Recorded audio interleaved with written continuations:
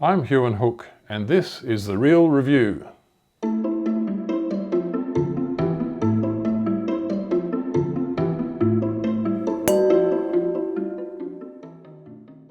The wine we're tasting today is the Freycinet Vineyard Chardonnay 2010, which comes from the east coast of Tasmania. So the backstory to the Freycinet Vineyard: obviously it's near the Freycinet Peninsula, which is where it gets its name from. It's near the seaside resort town of Bicheno, which is one of the key towns on the central east coast of Tasmania, the other ones being Swansea and Cranbrook. And it's not very far from the famous Freycinet Peninsula, which is one of the most scenic parts of Tasmania. This vineyard was the first commercial winery on the Tasmanian east coast. It was established a long time ago. Back in 1978 they bought the land and I think established the vineyard in the following couple of years. It was established by Jeff Bull and his wife Sue.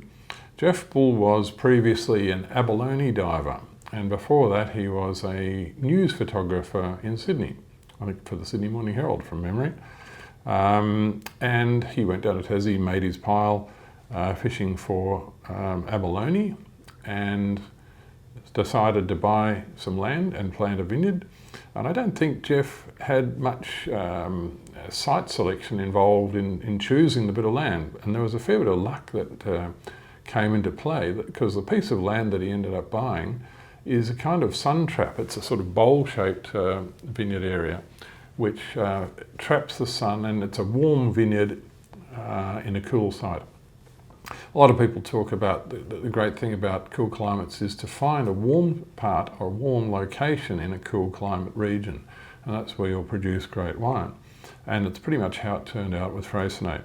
So Jeff and his wife Sue had a daughter called Lindy, and Lindy is a trained winemaker, and when she was working in Western Australia she ran into another young trained winemaker called Claudio Redenti, and they decided that they would make their future together. So they eventually ended up in Tasmania on the family vineyard, and Claudio has been in charge of the winemaking there ever since, with a bit of help from Lindy. Claudio, of course, is going home when he went back to Tassie, because he was born and raised in Launceston. And he was born into a traditional Italian family, and they used to make wine under the house pretty much every year, he and his father and other friends. And Claudio remembers being, I think, 6 years old and turning the handle on a crushing machine while they were processing some fruit that they probably bought from the market. So he's got winemaking in his blood. This is the kind of wine that you can put in your cellar for a while and expect it's not going to fall over and become broad and yellow and lose its finesse with age. These wines power on beautifully, which is not the way traditionally Australian Chardonnay developed. Australian Chardonnay was traditionally something that you drank young because it didn't age very well. But the more cool climate Chardonnays are produced, the more we're seeing really wonderful wines that can age well, and Freycinet has the runs on the board there. In fact, Claudio was telling me that they recently had a 21st birthday, I'm not sure whose, in the family, and they opened in 1999 Freycinet Chardonnay to celebrate, and it was still drinking beautifully. So what does this wine taste like, this Freycinet Vineyard Chardonnay 2010?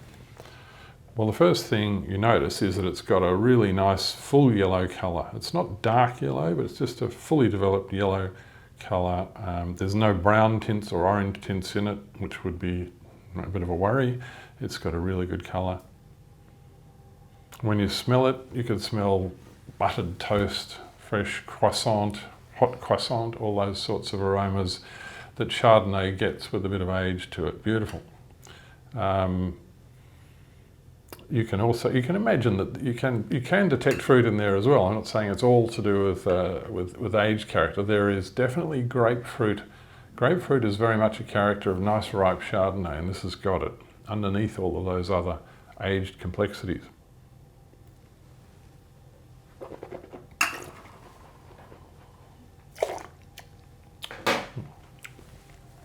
Beautiful wine. Really fills the mouth. This is what Chardonnay does with age, or good Chardonnay does with age. It hasn't become fat and floppy. it's filled the mouth, and it's still got its essential energy, its vitality, and it leaves you with a refreshing finish and aftertaste. The buttery characters are there, definitely. There's a bit of toffee, there's a bit of almost creme brulee flavour buried in there, but the fruit is still there. The fresh fruit is still there. Citrus, grapefruit, lemon, and so on. It's detectable in that wine. Really quite a gorgeous wine. It was fermented in old barrels mainly. I think there was only 20% new oak. So you don't really feel the oak flavour very much. It's all about the fruit, and of course now, after 10, 11 years, the aged complexities coming on top of the fruit character. So I think even back then in 2010, Claudio was obviously aware that you can overdo the oak, and people were still making a lot of over-oaked Chardonnays back in 2010. But this one I think is a beauty. How do we rate this wine, this 2010 Freycinet Vineyard Chardonnay? Well, we gave it a score of 97 out of 100, which is a very high gold ribbon score. And it rated as number 1 out of 29 Chardonnays from the 2010 vintage. Sorry, number 1 out of 39. I can't read. 2010 vintage Chardonnays from Tasmania, which is a top rank score. 97, and I'm reminded that this wine back in the day won the trophy for the best museum wine at the Tasmanian Wine Show. So that means that it was exhibited as a mature wine in the Tassie Wine Show, and it got the trophy for the best wine in that section of the show. As far as aging goes, there's no real need to age this any further, but it's not going to fall over, I don't think. 2010 was a coolish year. It was a year that broke the drought. They'd had 2 or 3 years of drought in Tasmania leading up to 2010, and this was a year when things cooled down and there was nice rain, and the vines were in perfect balance, and those sorts of years produce wines that age beautifully. And we've suggested that if you drink this wine from now until 2026, another 5 or 6 years, not a problem. And the food match for this wine, we asked Claudio Redenti what he would like to serve with it, and of course something Italian was pretty much a shoo-in for Claudio.